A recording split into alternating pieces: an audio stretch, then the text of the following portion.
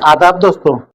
विनाश काले विपरीत बुद्धि, ये मुहावरा हमारे अंबेडकर नगर के एक आदमी के ऊपर सेट हो रहा है। मैं रिक्वेस्ट करूंगा कि अंबेडकर नगर का हर आदमी इस वीडियो को पूरा देखे। जितने लोग भी चालू करें बीच में ना जाएं, पूरा देखें। उससे आपको ये पता चलेगा कि जब इंसान के पास पैसा है तो उसे गलत रास्ता नहीं चुनना चाहिए। और दूसरे ये शिक्षा मिलेगी कि किसी नेता के कहने पे कोई अवैध अतिक्रमण या अवैध निर्माण ना कर ले या कोई सीमा से आगे बढ़ जाए, क्योंकि नेता पंचवर्षीय योजना की तरह आते हैं चले जाते हैं और जब उनका पद चला जाता है तो पलिहर के बानर हो जाते हैं। अब बानर का क्या काम है, वो डाल से डाल कूदने में उसकी महारत है। अगर उसको किसी मैदान में रख दो तो वो जंपिंग नहीं कर पाएगा। तो वही हाल नेता का है, जब तक पावर में रहता है तब तक वो खूब डाल से डाल कूदता है, और पावर चला गया तो समझ लो पलिहर का बानर हो गया, तो मैदान में क्या जंपिंग दिखाएगा। तो इसी पे पूरा वीडियो है। हमारे यहाँ एक व्यापारी थे बेचारे, वो जमीन लिए थे, उस पर अवैध अतिक्रमण कर नेता के सहारे किए और फंस गए। डेली फंसते ही जा रहे हैं, लाखों रुपया उनका डूबा जा रहा है। तो उसी के बारे में ये वीडियो। मैं बात कर रहा हूँ जलालपुर के व्यापारी कमलेश पटेल जी का, जो चश्मे के व्यापारी हैं। उनके बारे में बात कर रहा हूँ कि अभी मैंने पहले एक वीडियो बनाया था, उसका लिंक डिस्क्रिप्शन में डाल दूंगा, आप चेकआउट कर लीजिएगा। वो 10 जुलाई को पीडब्ल्यूडी वालों ने अतिक्रमण गिरा दिया था, जितना उनके हिस्से में आया था बाकी रह गया है। तो शेष के बारे में नगर पालिका ने नोटिस दिया था कि आपने नक्शा नहीं बनवाया है, उसको आप गिरा लीजिए। तो अब नगर पालिका का अपना चल रहा था नोटिस पे नोटिस, और वो बेचारे कमलेश जी फंसे हुए थे। इसमें हुआ क्या था कि जलालपुर पुल जो है वो नदी के किनारे ही दो घाटा है, एक 600 एक 602। 602 शहर की तरफ है, 600 नदी की तरफ है। तो कमलेश जी ने दोनों घाटे में बैनामा कराया था। एक की चौड़ाई सड़क की तरफ 12 फुट भी थी, वो 600 नंबर में था, लेकिन उन्होंने जो निर्माण कराया वो घाटा नंबर 600 में कराया, और पूरा दोनों घाटे का जो चौहद्दी 602 की थी वो भी और ये 600 वाली भी मिला के 34-35 फुट जो भी है उन्होंने निर्माण करा लिया सड़क पे। अच्छा, उस जमाने में नेताजी से पहचान थी और नेताजी पद पे थे, तो उन्होंने कहा कि हम देख लेंगे, डीएम कप्तान को भेज देंगे, आप बनाइए। और दल बल लेके बनाए तो कोई बेचारा आया नहीं, जिनकी जमीनें थी वो आए नहीं। जो एक आध दो उभरे भी तो पुलिस उलिस के सहारे उनको दबवा दिया गया। लेकिन कहते हैं ना कि पद हमेशा नहीं रहता। अब वो नेताजी हटा दिए गए तो लोगों ने शुरू किया, तो ज्यादा नुकसान हो रहा है।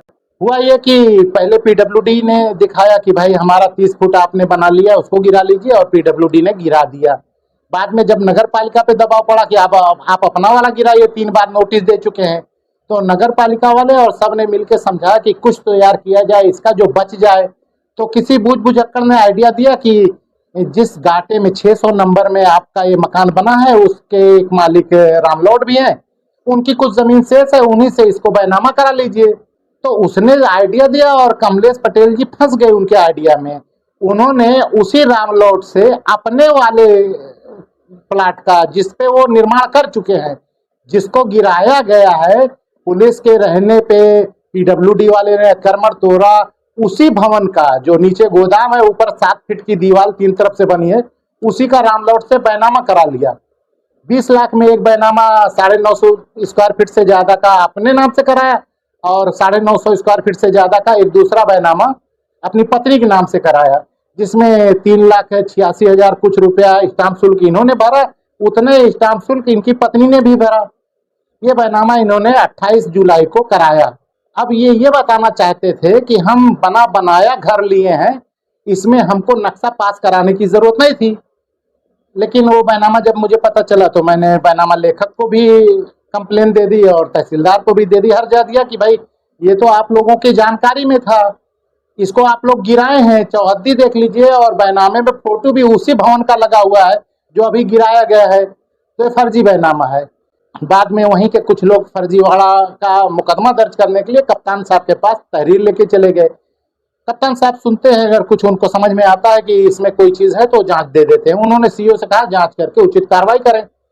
सीओ साहब ने सुनवाई लगाई तो सब लोग सुनवाई में गए, लेकिन पटेल साहब वहां नहीं गए। वो बेचारे फंस गए कि अब क्या कहें यार, साक्ष्य यही है। तहरीर में क्या लिखा था कि श्रीमान जी, जो इनका खुद का बना हुआ घर है, जो इन्होंने गोदाम और ऊपर बनवाया है, अभी 10 जुलाई को पीडब्ल्यूडी ने गिराया है, उसी को ये अब क्रेता बन के फिर से खरीद लिए। ये और इनकी पत्नी, ये 420 है, इसके खिलाफ मुकदमा दर्ज किया जाए।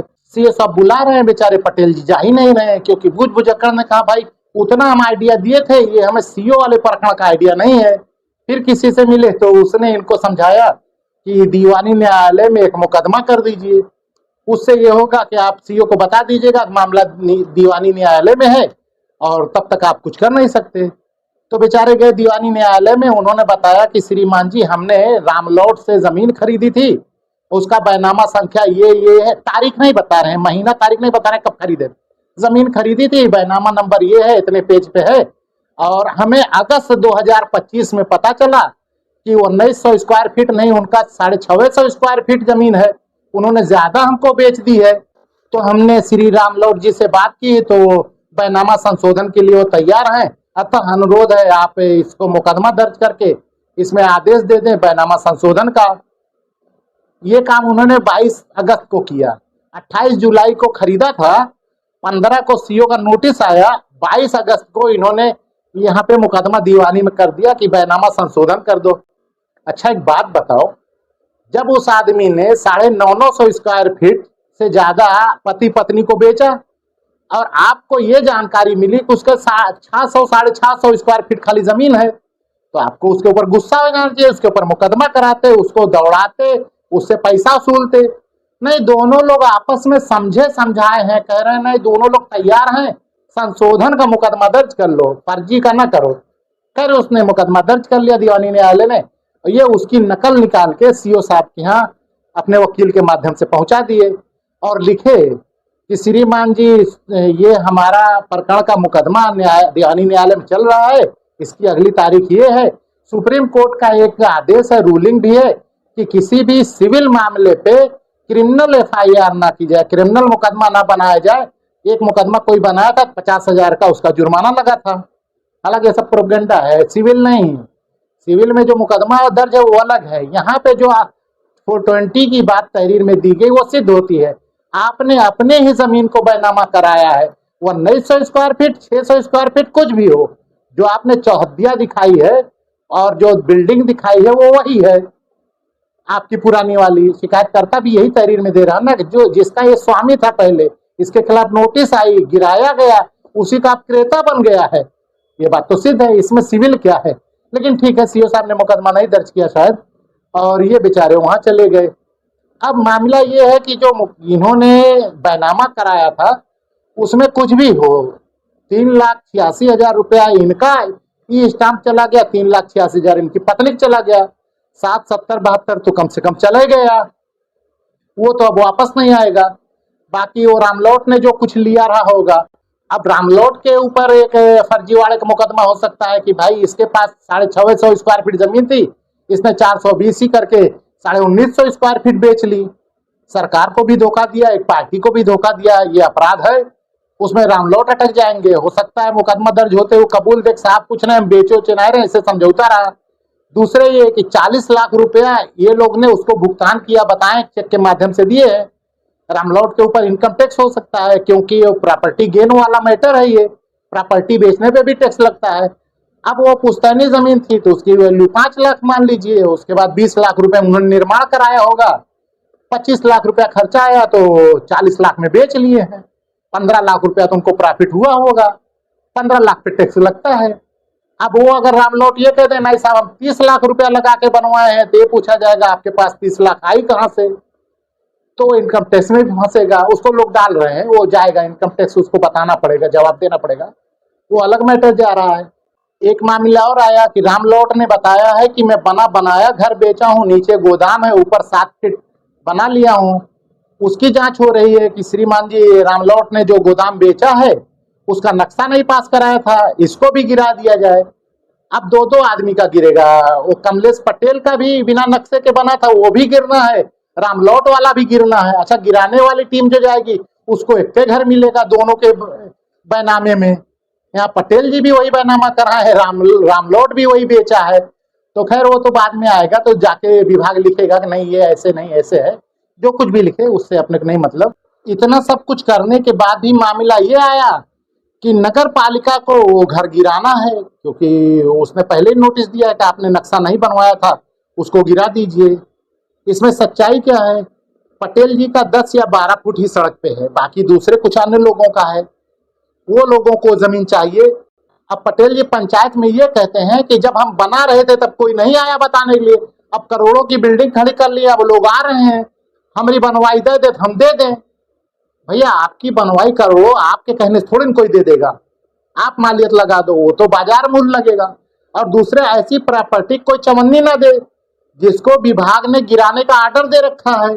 आप अगर 1 लाख में भी देंगे तो लेना बेकार है, क्योंकि वो बिना नक्शे पास हुई एक दिन गिरेगी, और गिरने के बाद फिर राजस्व का मामला, तो अभी तो नगर पालिका उसको गिराएगी, जब गिरा देगी तो राजस्व वाले जाएंगे वहां बैनामा लेखक के यहाँ से जो कागज वगज निकलेगा चौहद्दी वगैरह का, उसके बाद नाप के सबको देंगे, तब देखा जाएगा। आप करोड़ों रुपए का सपना देख रहे हो कि हमारे करोड़ लग गया, तब कोई बताया नहीं था, बताए थे महाराज सब, लेकिन आप नेता लोग के सहारे थे, गुंडा और पुलिस उलिस लेके आप दबंगेज बनवा लिए। अब नेताजी का पद चला गया है तो उनका उतना चलता नहीं है, दूसरा पक्ष मजबूत हो गया है। तो विनाश काले विपरीत बुद्धि, जहां से चले थे बेचारे वहीं आएंगे। पटेल जी को घाटा संख्या 600 में सिर्फ 12 फुट सड़क पे मिलेगा, और 602 में वो जहां 20-32 फुट जो उनको मिलेगा वो मिलेगा, लेकिन यहाँ इनको यही मिलेगा। अब दुख ये है कि बेचारा ई स्टाम्प भर दिए हैं 7,72,000 रुपया करीब पति पत्नी मिला के। अब देखो वो वापस होगा कि नहीं होगा, वो खुद ही लिख के दे रहे हैं साहब 650 स्क्वायर फीटों की जमीन ये रही 19,500 में बेच लिए सर, लेकिन इतने शालीन आदमी है को मुकदमा उसके खिलाफ नहीं किए 420 का। वो कहें नहीं हम लोग समझौता से संशोधन करवा लेंगे बैनामे का। देखो 40 लाख में से वापस लेते हैं कि 40 लाख राय दे दें, अब भाई 3 पैसा ले लिए ना, 14 लाख रुपया ले ले, बाकी वापस कर दे, लेकिन क्या वापस करता है नहीं वापस करता है देखते हैं, उस पर नजर रहेगी। बाकी ये बताना था कि किसी भी नेता के चक्कर में आप गलत रास्ते पर ना जाओ, क्षणिक का पद होता है, जाने के बाद फिर बड़ी दुर्गत होती है। तो यही सीख है, बाकी इसके बारे में और कुछ रहेगा तो मैं बताऊंगा।